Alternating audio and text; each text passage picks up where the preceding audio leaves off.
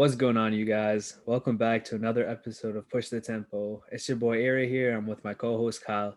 So in today's episode, we're going to be talking about Brooklyn's Big Three, their first game, and then we're going to also be talking about some players that have been overrated and underrated, in our opinions at least. And with that being said, let's kind of just hop into our initial thoughts with the Brooklyn's first game as a Big Three. Yo, Kyle, you can start this one off. Yeah, man. So going into this game and just after this trade was made and we saw what Brooklyn gave up and what they got back, they obviously got back James Harden, who's an amazing player, but it became pretty apparent quickly that they lost some defensive players and some defensive pieces, particularly at center. DeAndre Jordan, I don't care what anybody says, you cannot have him as your starting center if you want to be a respectable defense, and that's the case. Um, so far, Brooklyn they're what two? Is it 2-1 or 1-2 since they traded for Harden? They won their first game, and then they Um, won. Go I ahead. believe it's isn't it 1-1 with Harden playing, you know what I mean? No, I think they've played three. Oh, whatever. But so in this game, they played against the Cleveland Cavaliers, who are a pretty high-ranked defense so far this year, and they ended up losing in second in double OT, 147 to 135. That's a pretty high scoring game. And man, Colin Sexton in this game went off. He scored 42 points. He shot 16 of 29, 5 of 11 from three. Free throw attempts were a little shaky, 5 for 9, but hey, you take the win when you get it. And it's a pretty big win for the Cavs without their second guard, their fifth overall pick in the lottery, Darius Garland, who's been out for like a week or two now. So it's just a big win for them. And I mean, Brooklyn can obviously outscore a lot of teams, but when it comes down to playing some defense, there are some concerns there for them. What do you think? Yeah, no, I mean, one thing I think that's going understated is how good Colin Sexton was that game. It's kind of hard to put where and how good the Big Three really is just off the sample size that they had. It's literally been one game. And regardless, I mean, Colin Sexton shot the ball at such a crazy rate. And, it's hard to say just based off of one game. I kind of want to see more games. But, one thing was very apparent, their lack of rim protection and their lack of defense. And it's just something that they're going to have to deal with. Like, this is a trade that they've made. And I guess they thought that maybe they had some type of, a plan for it, or like they had some like motive to do it. You know what I mean? Like trading away Jared Allen is not something that you can do with a blink of an eye. They maybe thought that they could go all in on offense to kind of counter react their defense. So I don't know. It remains to be seen what they're gonna do. But like this is definitely a big issue for the team. I don't want to say that they got worse, but it kind of looks like their team became less, better overall, like all around. You know what I mean? Yeah, I thought they were pretty well built before they traded for Harden. They had the two main offensive scoring options in Kyrie and Durant. And Durant's looked really good since coming back. I think he's probably in the top three in MVP so far this year. Kyrie, before he went out for whatever reason he had, he was looking pretty great as well, having an even better year than last year, when last year was his career year before he got hurt. And then they had some nice bench pieces. They had Karis LeVert, who, when he was playing off the bench, would play well, and when he had to start, he was stepping up. He was averaging almost 29 points when he started in 4 games. They had Dinwiddie, who unfortunately got hurt. Sorry, and Dinwiddie would be a pretty big piece for them off this bench, and he would take a lot of the ball handling and scoring roles. But now they can stagger with James Harden, Kyrie, and Durant. But no, you're definitely right. Their defense is a cause for concern. And with that being said, it is only one game, but I mean DeAndre Jordan is not a good player anymore. He's washed. Yeah, I think they're I don't think they're done making moves. They're definitely gonna go and try to get another big man for sure. Yeah, honestly, it makes sense. One thing that I found interesting was like the minute allocation. Like, I mean, it did go into double overtime, so some of these numbers are kind of inflated. But Jeff Green played 45 minutes, and I mean, they're using Jeff Green to be like one of their best wing defenders, and that's just like, I don't know, man. Jeff Green's old. You know what I mean? Yeah, I mean, but they don't really have much of a choice. They have to play Jeff Green. It's either that or playing like Reggie Perry or like DeAndre Jordan, who I've mentioned already twice that he's not good. So it remains to be seen what they do and how they approach. like their rotations moving forward. But it's a cause for concern when their defense is mech like this. But man, Colin Sexton in that game, he's a guy that I it's I've always had difficulty ranking him and like making a legitimate like picture of him because his ceiling is very hard to rank in my opinion. But in this game, he went for 42 in that second overtime. I think he scored like almost 15 points. Yeah, he was different in that overtime, man. Uh, and he was just doing his thing. I think he scored 21 of his 42 points in the first and second OT. So good on him, man, and good on the Cavs for winning this game because this is a big win for them. I mean, they can. I probably don't see them being more than like a play-in tournament team, but this is a big win against a very good team. So good for them. Yeah, this is not gonna come off kind of weird, but I it sounds so weird already in my head. But like, don't sleep on the Cavs. I don't think that they're that bad of a team anymore. You got to remember, Sexton's been in the league for 2 years now. This is his third year, and he's always been a very high volume scorer, an efficient scorer too. You know what I mean? And I mean, yeah, he was coming off an injury, but Sexton is one of those players that he was a top pick of his draft. He's a great player. He had that one college game when it was just like two other teammates, and I don't even know if they won the game or not. But I mean, Sexton is just a beast, and I think this game was more of a. It wasn't really Brooklyn's fault per se. It was more that the Cavs just played out of their minds that game, and like I don't know if they're gonna keep playing like that, but I wouldn't be surprised if the Cavs had some relevancy in the playoffs. But that being said, like one thing that really popped out to me about the Nets was like their shot attempts. So I'm just kind of looking at it right now. Kevin Durant shot 25 times, Irving shot 28 times, and Harden only shot 14 times. So going into it, the game before against the Bucks, Harden and Durant, they basically took turns and they were just putting on an offensive show. Then everyone was kind of wondering how they would perform when Kyrie joins in. Is Kyrie going to be the odd man out that doesn't shoot as much, or is Kyrie Irving going to have his own way? And I mean, it's been one game, so like again, small sample size, but it's really weird. He took the most shots out of everyone on that team, and like I don't know if what this means going forward. I want to hear your opinions on it though. Yeah, this was a question that a lot of people had that once you add a like you can have two guys and they can take turns taking shots and get like a similar amount of shots and the rest of the team can also feed off them. But once you add a third guy, that third player or one of those three players has to sacrifice a little bit. You've seen that with all the big three players. You saw that with the Boston Celtics back when Kevin Garnett, Paul Pierce, and Ray Allen got together. Ray Allen kind of sacrificed a little bit, and Kevin Garnett really he took a lot more responsibility on the defensive end and won Defensive Player of the Year. He was a great defender before that, but then he really was able to focus because he played with two great offensive players. You saw that with the Miami Heat when they got together. Chris Bosh became that guy who took a back seat on offense, and I'm not gonna say he became a spot up shooter, but a lot of his attempts went from uh, attacking off the dribble to spacing out and shooting threes. With the Cavs, you saw Kevin Love become that kind of Chris Bosh type player. You know what I mean? So it's gonna be interesting to see how they allocate those shots moving forward. But I mean, I'm not really stressing about it too much. Um, there's really not a lot you can. They're very difficult to guard when they're all fully locked in and involved. So, and it's only been one game, so we got to see a bigger sample size to be 100% sure. That's interesting. I mean, you do make a good point, but in order for those big threes to be able to kind of have one guy take a back seat, you got to have some level of humbleness or at least a level of, a sense of urgency to kind of like compete as a team. You know what I mean? So let's take a look at this team. So Kevin Durant, he's gonna get his shots. You know what I mean?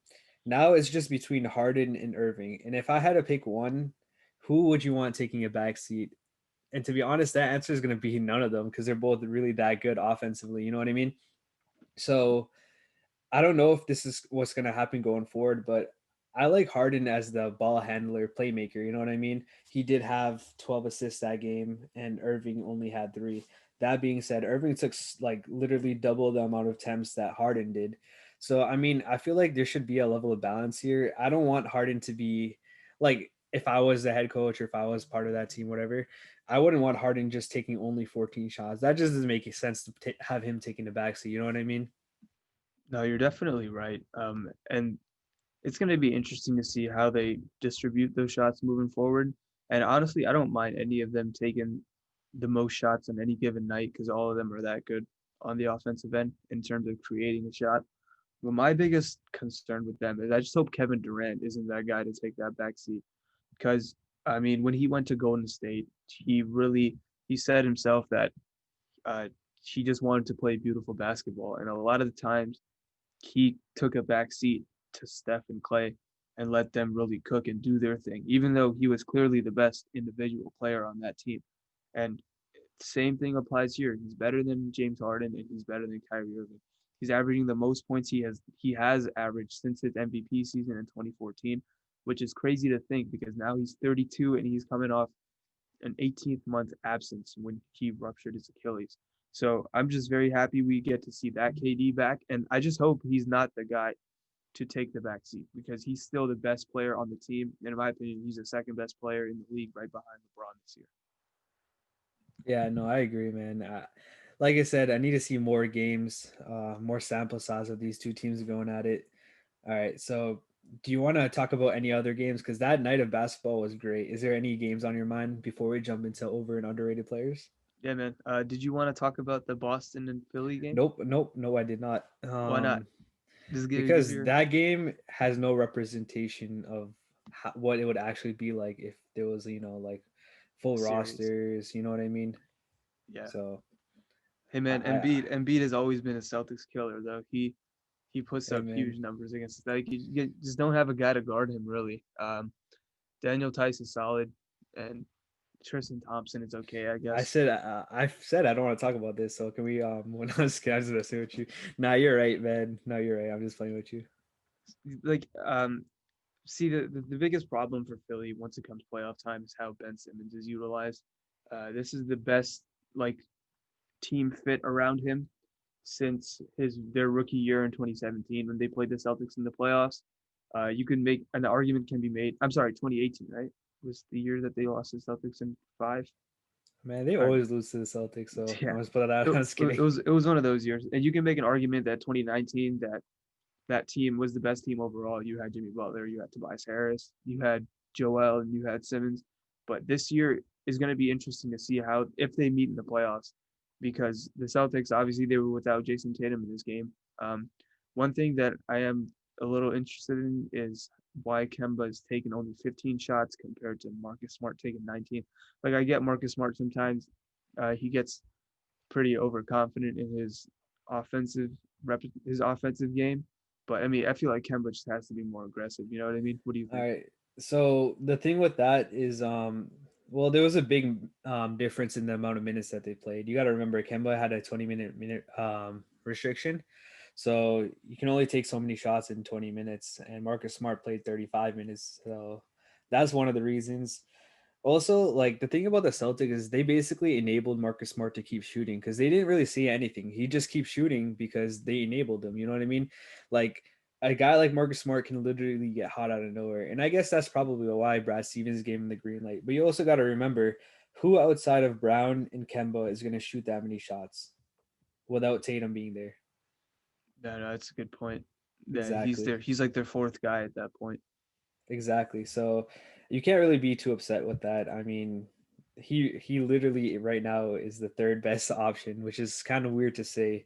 Third best option offensively. Like I said, that's weird to say, but I this game was just kind of out of pocket. It's not really what we're expecting out of the Celtics and Sixers when they if they do play end up playing each other in the playoffs. You know what I mean? Yeah, no, for sure. You definitely have a point there. With that, do you want to move on to a different game? Sure. Which one All did you right. want to talk about? So, I mean, I didn't really watch this game, but there was this one highlight that I saw, and my dude Cole Anthony with that shot. That shot was cold, bro. Yeah, man. So the Orlando Magic ended up beating the Timberwolves 97-96. I mean, when's the next time that we're gonna see any game be won and the winning team scores less than 100 points? I mean, I can't tell you when the last time we saw something like that was. You know what I mean? Um, Nikola Vucevic continues to have a great season. He's been going under the radar for a couple of years now. He's pretty great offensively. Granted he just struggle a little bit shooting from the field, but I mean this team has just been rocked with injuries. They lost Jonathan Isaac last year when he tore his ACL. They lost Markel, who was playing well before he got hurt, which is really unfortunate because he was really starting to show signs of growth. Um, it's just really tough. I feel bad for the Magic this year that I was thinking that they would be another team that would be because remember the last 2 years I believe they made the playoffs as like the eighth seed. I figured that they'd be like the eighth to 10th seed again, but man, if these injuries keep piling up, it might be difficult for them to like meet the not just make the playoffs, but like the play-in tournament. What do you think? Yeah, no, I definitely agree. Me and you both didn't have the Magic on our, our list to make the playoffs for the East. But they came out to a hot start to start the season, and like you said, these injuries keep piling up. I definitely don't think that they're a bad team at all. I mean, Evan Fournier, don't Google his last name by the way, guys. He just came back from injury. We all know what happened to Markel. Now I'm interested. I want to see what his last No, name is. please do not. Don't Google his last name. As for all you guys out there that's listening, please don't Google his last name. I'll do Um, that right now. bro, I'm sorry, man. But yeah, I mean, the Magic, man. I don't know, man. We'll have to see. That sucks, man. They have a promising young team, and that's what I really like about their team. I really like Jonathan Isaac. Like their team can literally play defense. You know what I mean? And on top of that, they also got Mobamba, who was supposed to be really good, but he doesn't get any minutes. I don't. I want to see how he would turn out. To be honest, what do you think about him? Man, he was like the fifth pick in his draft, and he was projected to be this lengthy, not just lengthy, but very versatile defender who's very tall, block shots, hit threes. But he's just a guy who's been off to a slow start in his career. And granted, I don't watch a lot of Orlando Magic games, so I can't give like an exact reason for why he's just hasn't been making much of an impact. But I know he struggled with injuries his first year. I think he what's it called? Yeah, he's just been having like an inconsistent play, and I hope he turns it around because he was like the fifth overall pick. When you make an investment like that in a guy, you not only need him to pan out, but like you expect him to do so. You know what I mean? I hope he can turn it around because he has the tools to be like a good player. He's 7 feet tall. He has a crazy wingspan. Six pick, sorry, my bad. And he's still super young. You know, so it remains to be seen. But I hope he can turn it around as well. If I remember, he had some combine records, and I think one of them was actually how fast he ran or something like that. I'm not 100% sure on that. I gotta have to double check that. But yeah, I mean, the Magic definitely have a lengthy team, man. I wish I could, see them all healthy at one time period. With that being said, do you want to hop into over and underrated players in our opinions? Sure. Do you wanna go first? Which one do you want to Yeah. start with? All right. Let's start with let's go with underrated. We can save the heat for the end. All right. So this player is probably the most underrated player in this season, in my opinion, and that's Mikal Bridges. And he's quietly been the second leading scorer of the Suns. And a lot of people would expect, oh, maybe be Chris Paul or DeAndre Ayton, but it's actually Mikal Bridges. And he's doing it on pretty efficient shooting splits, 51% from the field and 44.4% from three. So that's really good. On top of that, he gives you quality defense and he makes the right plays. And he's becoming more than a 3D player. You know what I mean? So it's definitely a guy that I think has been very underrated to start the season. You're definitely right. And he was a guy I was actually thinking about putting on my most underrated players in the league list. He just missed the cut, but he's a guy who's definitely been awesome this year. My pick, one of my players that this year who I think have been very underrated is Malcolm Brogdon. He was a second round pick a couple years back by the Bucks, and he ended up winning Rookie of the Year. Um, and a lot of the attention for the Pacers has gone to Domantas Sabonis, rightfully so. He's been awesome as well, and a lot of it has also gone to Miles Turner, who for some reason a lot of people don't have him on their DPOY ballots, which I think he should be up there in the race because he's leading the league in blocks. Um, this year, their new coach, Nate, I think Nate, is it Nate Bjorkgren? I believe I'm pronouncing that Yeah, correctly. Nate Bjorken. Yeah, Bjorken. he's having them play like a more modern offense. They're shooting more threes. They're playing faster. And Brogdon is a guy who's really, he's really benefited from that. He's averaging 22 and a half points, almost 4 rebounds, and almost 7.5 assists. Uh, he's shooting the ball efficiently. He's shooting 42% from three, which is crazy because you got to remember a couple years back he was a 50-40-90 guy on the Bucks. So and with them trading Oladipo and Karis LeVert being out indefinitely, which by the way I hope Karis LeVert can get back to the court soon and be fully healed. He's a good player. I think Brogdon will just continue to put up these awesome numbers, and he's a guy. He's a guy who I think in my opinion he's the most underrated player in the league. What do you think?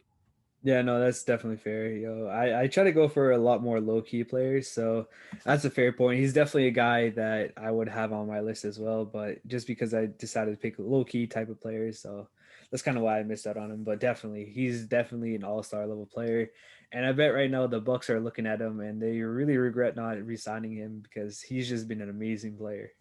Yeah, because they signed Eric Bledsoe to that huge contract, and then he shit the bed 2 years in a row, and now he's, Brutal, man. you know what I mean?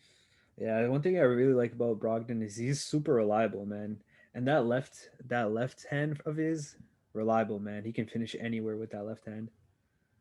Hmm. All right. Let me give you one of my other underrated players. All right. So, like I said, a lot of players on my list are, I guess, they're going really under the radar. They're kind of low key players. They're not like all star level players, but they're definitely players that are very, very good, but under the radar. So, this player is Lou Dort, and he's been really well. He's been playing really well. He is actually the second leading scorer of the OKC Thunder, and he's only averaging 13 and a half points, but he's doing it on good efficiency, similar to Mikal Bridges, 48% from the field and 44% from three. On top of that, he's averaging 1.2 steals per game. And he actually would be guarding every single player, like any team that he plays against, he guards their best player. And I want to say I fell in love with his style of play last season when he was guarding James Harden, and he was like honestly like no one can really lock up Harden, but he was doing a phenomenal job at that. So he's definitely a player that I think is underrated. Not that many people know of him or of his defensive and even now offensive capabilities. What do you think about him?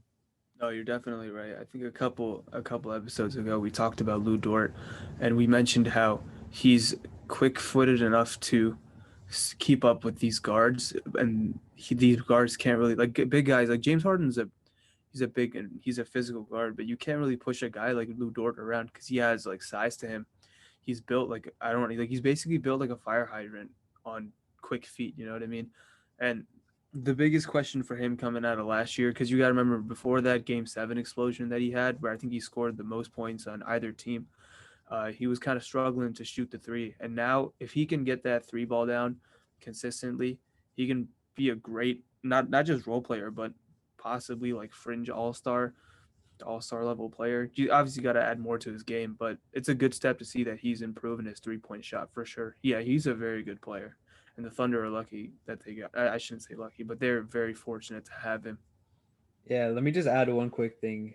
He was born in 1999, which makes him, I can't do math correctly, which makes him either 21 or 22 years old. So he's still very young.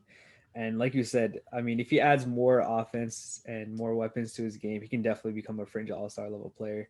And I'm gonna say it, man. He reminds me of Marcus Smart, just the way that he's built and the way he defends the ball. I mean, right now he's shooting the ball a lot better than Smart, so he probably has one up on him. But definitely a young player that I'm looking forward to see for the rest of his career. All right, so hand me one of your other underrated players. All right, man. So I don't, and this guy is gonna make me sound like I'm coming off as like a homer and rooting for my team, but Nicholas Batum, man. He when the Clippers signed him for the veteran minimum this offseason, I thought, all right, he's gonna play like 16 minutes, maybe like 10 to 15 minutes off the bench. Maybe get like 4 points and like 2 rebounds and like 2 or 3 assists a game. He's not gonna really have a major role, but dude, this year so far he's been contributing like legitimate minutes and legitimately having a big impact on the Clippers. It's gotten to the point where Marcus Morris Sr., who the Clippers paid 64 million this offseason, uh, he's coming off the bench, and Nicholas Batum is continuing to start. He's playing 28 minutes a game. He's shooting his second best field goal percentage of his career. He's shooting his best 3-point percentage of his career. Granted, it's only 15 game sample size, but this is a guy that when we signed him, I was like, this guy's cooked. He's not going to really offer much, but his playmaking is really great. He plays great defense when he shoots a corner three. I think it's always going in. Um, yeah, man, no, he's been big for the Clippers, and I hope he continues this level of production because if he does, it looks like it might be the best like low key signing of the offseason. What do you think? No, that's fair. I remember when that happened, I was like texting in our group chat. I was like, bro, what are you guys doing? You guys seriously signed Batum. Like, this dude hasn't played in like years because he's been so garbage. But, he went back to his roots. He's, defending the ball, making the right decisions. And honestly, not a bad pickup in retrospect. So I'll give you guys that one. He's definitely a good or a very low key underrated player this season. You wanna throw another one of your Yeah. underrated at me? Yeah, sure. So I went with Kyle Anderson just because, he's a guy that no one really pays attention to. And he's got an infamous nickname of Slow Mo. And, he just built really weird and everything. I don't even know, man. But he's pretty efficient when he has the ball in his hands. He makes good plays, he makes good passes. He shoots at an okay rate. He can shoot the three ball right now. He's only shooting about 33%. But I mean, he's just a player that no one really pays attention to, and he can make good plays at the end. You know what I mean? Other than assisting and rebounding and shooting, he's a good team player to have. He's definitely just a role player that teams would be fortunate to have coming off the bench. I'm not going to say he's anywhere close to an all-star level, but I definitely think he's a good player. Especially he's been stepping up in big moments for the Memphis Grizzlies as John Morant was hurt and Jaren Jackson hasn't played yet. So definitely a guy that I can see being a decent low key underrated player. You know what I mean? No, you're definitely right. When Morant went out, I thought that this possibly could have tanked the Grizzlies' playoff hopes because they're already missing out on Jaren Jackson, who's probably their second or third best player. Jonas Valanciunas is still out, and he's a big piece for them. And then they lost Ja, who's like who's probably their best player, and he's been great pretty much. And since he's come back, he played very well in that game versus the Suns, and unfortunately his game just got postponed. I believe it was yesterday or today. Um, but no, you're definitely right. Kyle Anderson's having a very underrated season. He just makes smart plays. He never does more than he really needs to. He doesn't really play extra. So you're definitely right. He's playing pretty solid basketball, and the Grizzlies, who knows, maybe they could be like a legitimate playoff team, but it's gonna be remain to be seen. For sure, for sure. All right, do you got any more for underrated, or should we hop over to overrated? I got one more, and you're definitely gonna like this one. My last guy for underrated is Chris Boucher. Dude, Oh he man, has been. I thought you were gonna say When, Marcus Smart, bro. yeah, whatever. Chris Boucher has been awesome this year for the Raptors. Um, they don't. He kind of has been playing for them. I don't want to say out of necessity, but kind of has been out of necessity because they just waived Alex Len, who was sucking, and Aaron Baines has been awful. Like he's been so bad this year. He can barely rebound. He can barely hit a shot.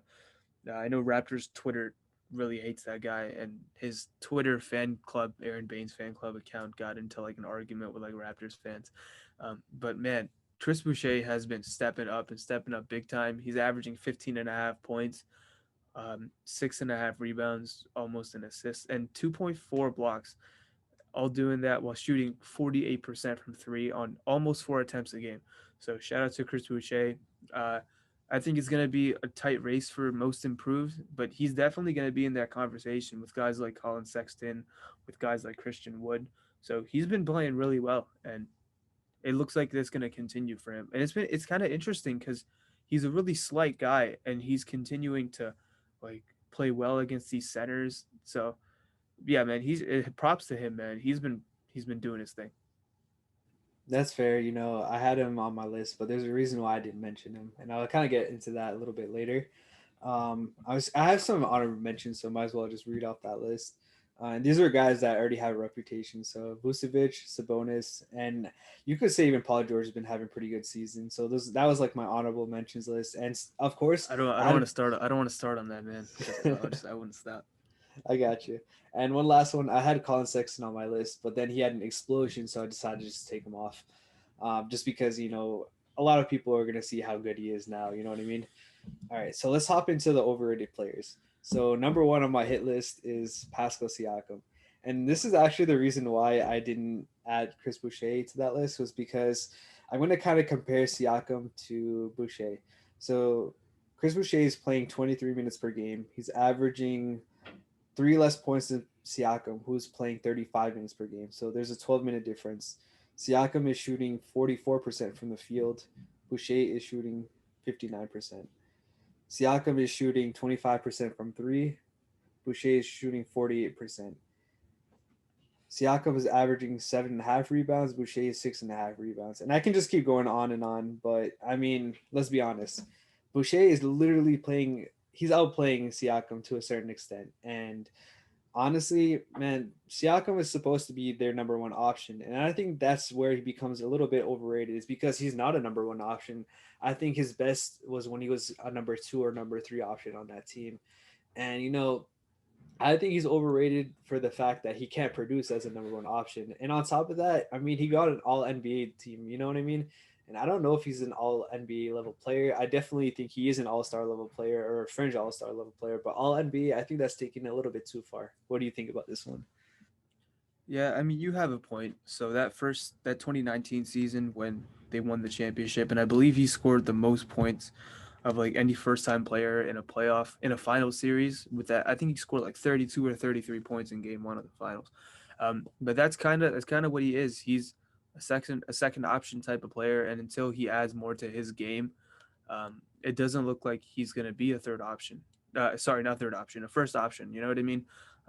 He's a I think he's overhated. I think he's the Paul George of the Eastern Conference. That whenever he plays well, there's crickets, and whenever he doesn't play well, uh, and he struggles, like people just come out of the woodworks and just slander him. Like for example, I believe it was the game versus the Blazers where they ended up losing at the buzzer. Siakam missed the game winner, but he was awesome in that game. I think he scored like 25 points. He had like I think that might have been a triple double game for him, but he was awesome, and people were still bagging on him because he missed that last shot. Which, I mean, sure he missed, but that doesn't take away from everything he did before that. You know what I mean? So uh, I think he's a little overhated.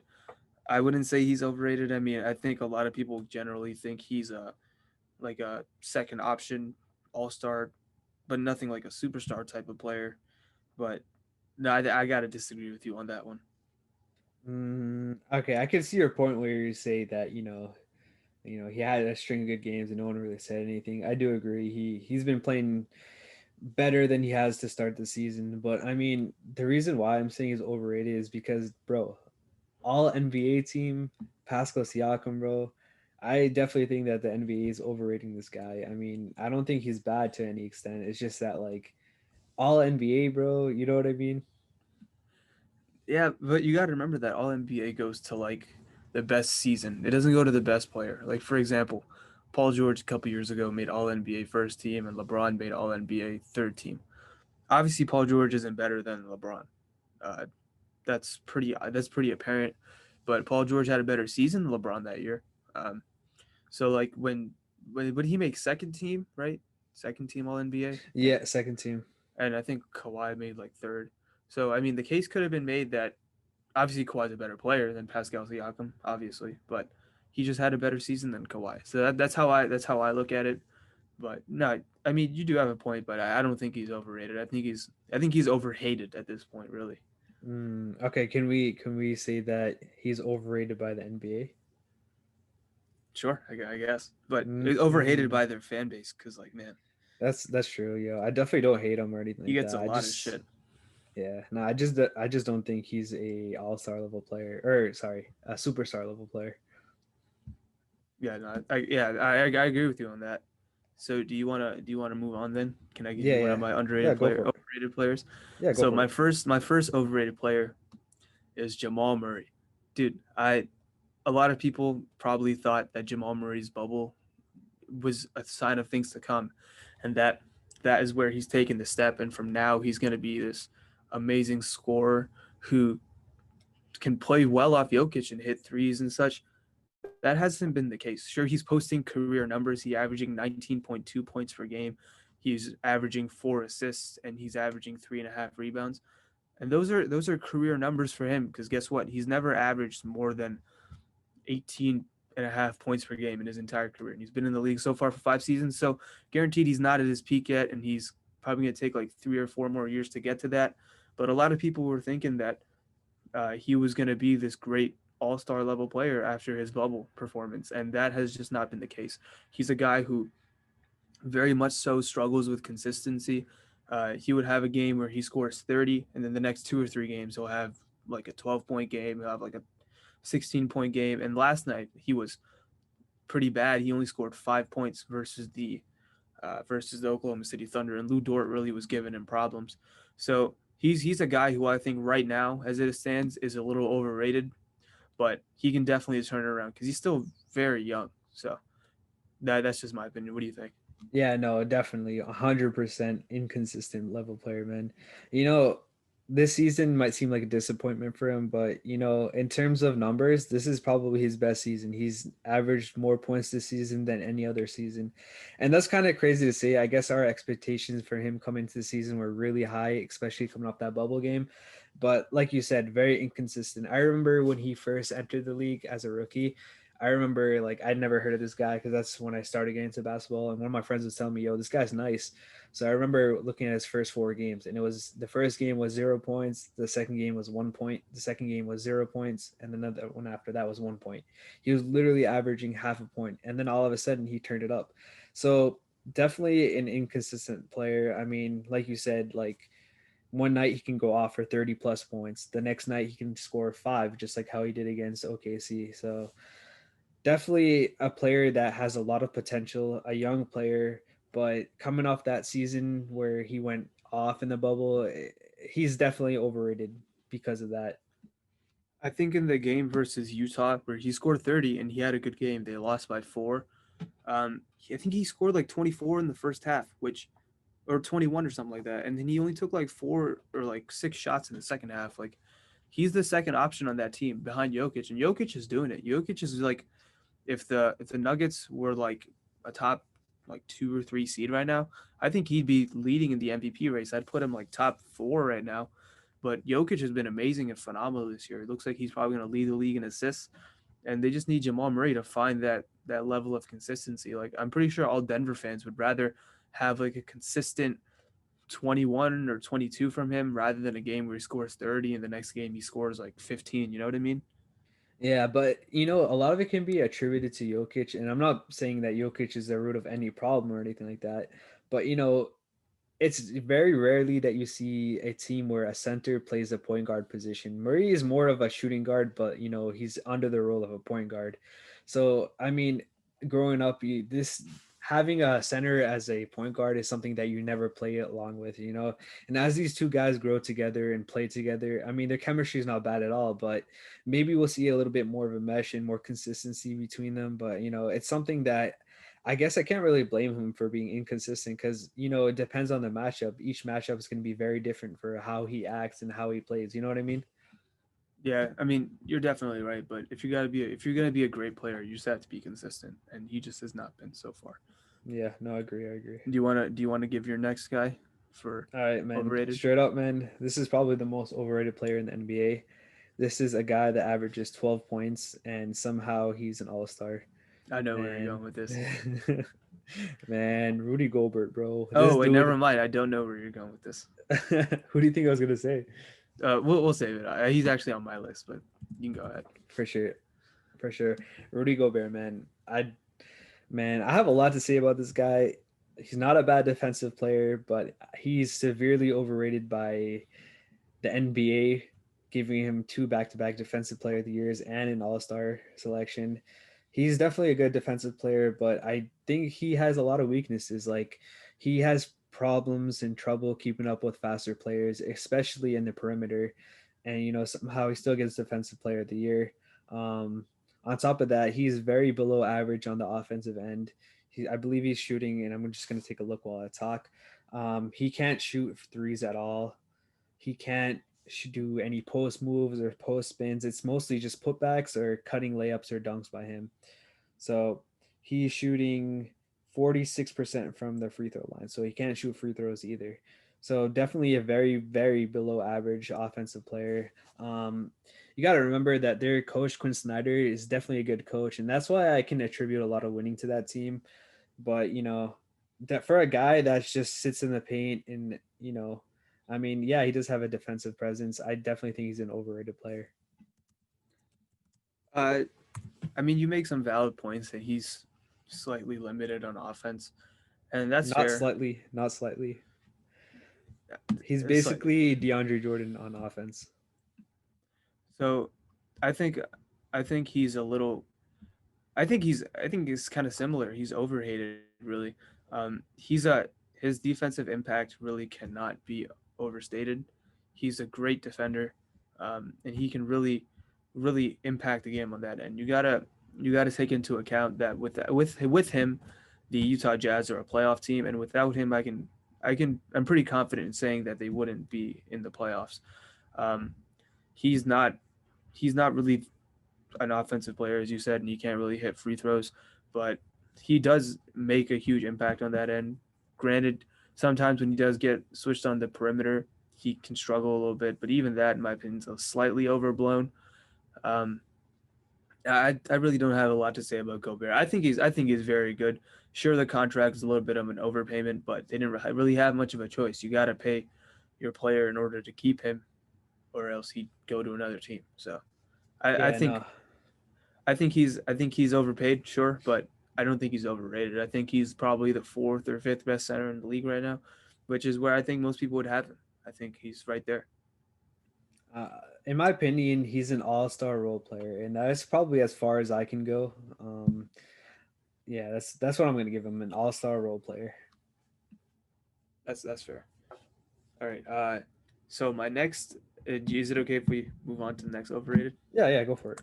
So my next guy who I think is overrated is Lonzo Ball. Lonzo is not good. Like he's not good. Um, people people have been throwing, and I'll say this because a lot of people have been throwing around that the Clippers should go get Lonzo Ball from the Pelicans, and I am so opposed to that for a multitude of reasons. First one is if Lonzo isn't playing in an up and down defense, he's really irrelevant on offense because he thrives in that up and down. And once he gets in the half court, he struggles because he's inefficient. The 3 point shot has been hit or miss so far this year. It's been very miss. He's shooting 28% from three on 7 attempts, and that's 7 of his almost 12 field goal attempts. So he's basically a 3-and-D guard who can't shoot threes.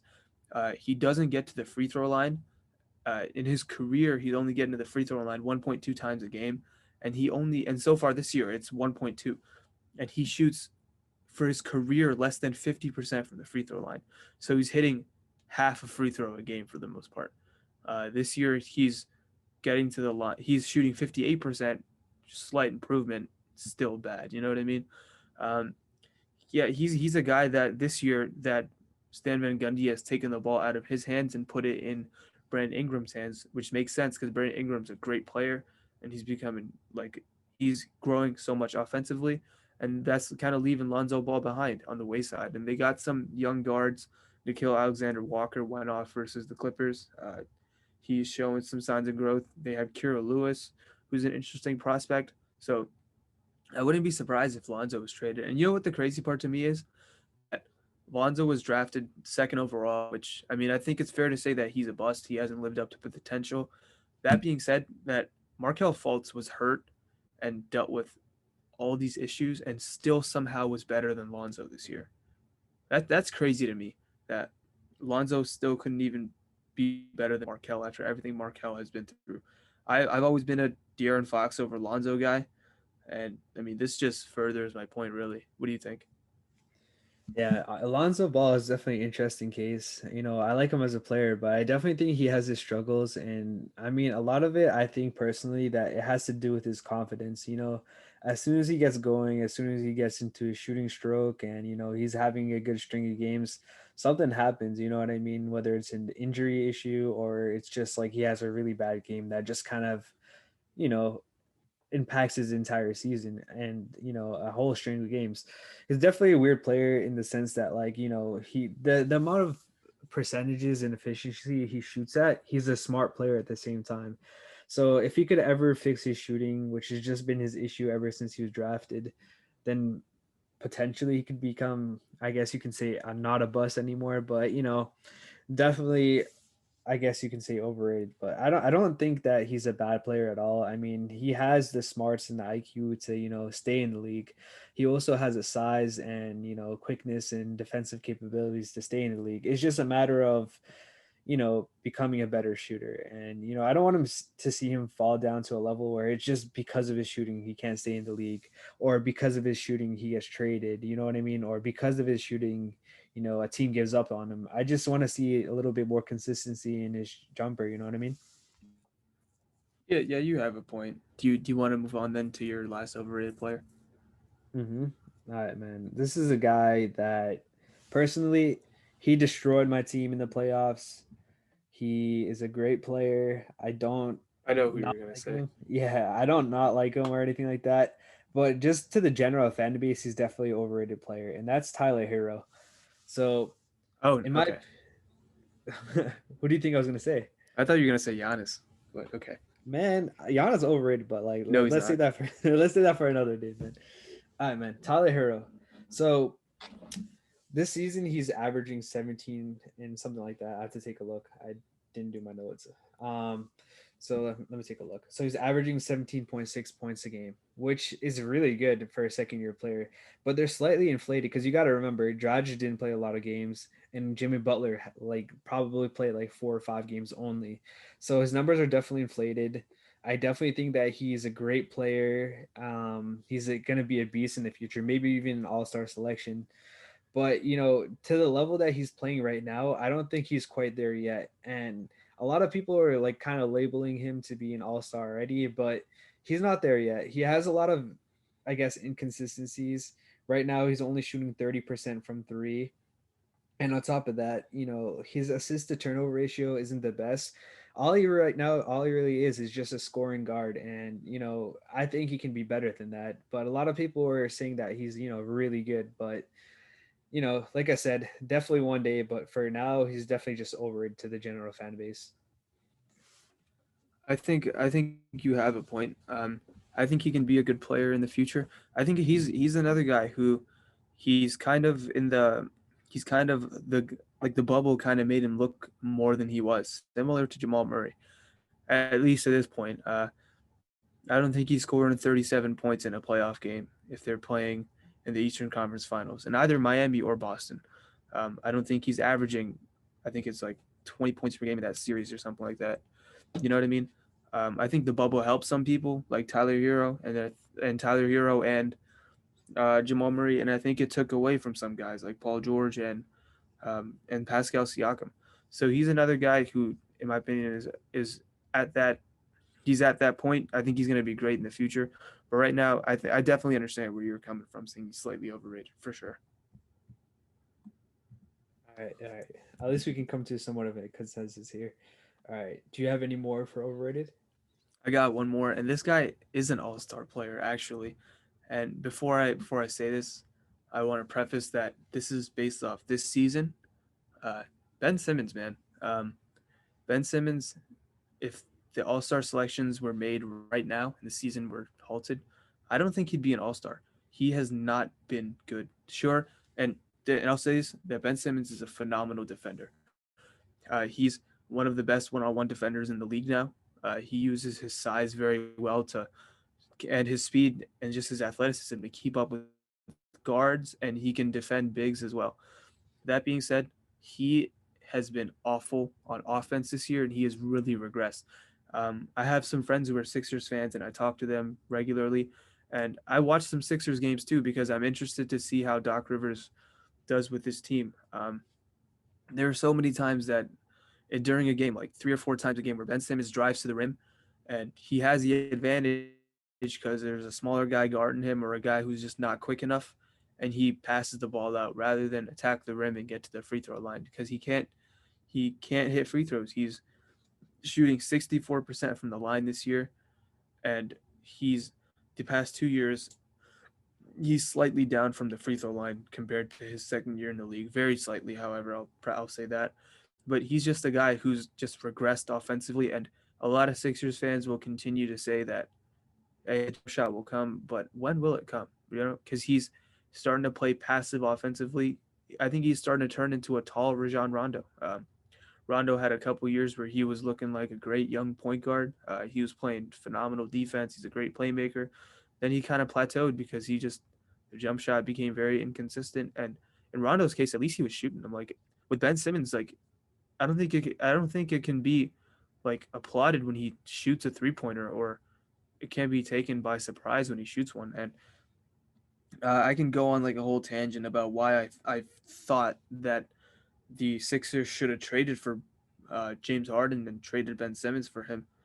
But I'm not going to do that. But Ben Simmons, in my opinion, is just slightly overrated. But he can turn it around because he's awesome defensively, but he's regressing a little bit offensively, in my opinion. Yeah, no, I definitely agree. When I watched that game last night where it was the Celtics versus the Sixers, he felt like it almost felt like he wasn't really there. Yeah, he'd bring up the ball, he'd pass it. Here and there, he'd get like a nice little assist. But other than that, it felt like he was non existent. The biggest problem was Embiid. And I guess, I mean, we haven't really seen the Sixers full team in a little while, but maybe his best thing is just to be the point guard that brings up the ball and then defend one of the better players on the other team. Maybe that's really all it is. But I guess yeah, a lot of people are really banking on his jumper, no pun intended. But like, that jumper has to come or else, he's just going to be in the same position for his entire career, you know what I mean? And then eventually, they're going to be able to figure him out.